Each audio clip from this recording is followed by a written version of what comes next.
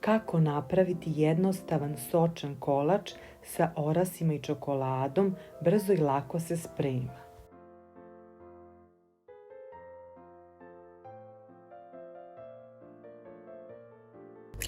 Odvojiti 3 belanca od žumanaca.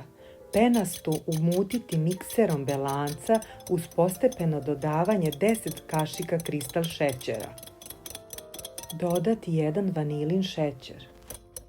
Kada ste umutili belance i šećer, dodati žumanca, dodati 100 ml ulja, dodati 200 ml mleka, dodati 5 punih kašika mlevenih oraha, 1 kašiku punu kakaa i 1 prašak za pecivo.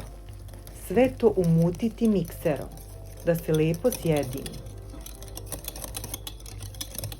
Na kraju dodati još 6 punih kašika brašna i sve to lepo umutiti mikserom.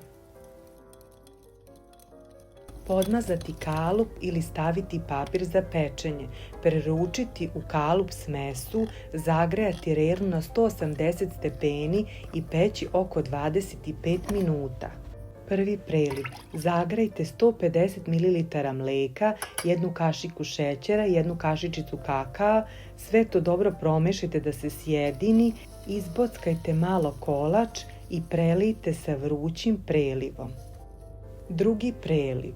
Stavite u šerpicu 200 ml mleka, 6 kašika šećera, 150 g maslaca ili margarina. Kada to provri, dodati 150 g čokolade. Kada se čokolada rastopi, dodati 200 g mlevenih oraha. Sve to dobro promešati, sjediniti i preliti kolač sa vrućim prelivom. Ostavite da se kolač ohladi i možete ga posuti mlevenim orasima.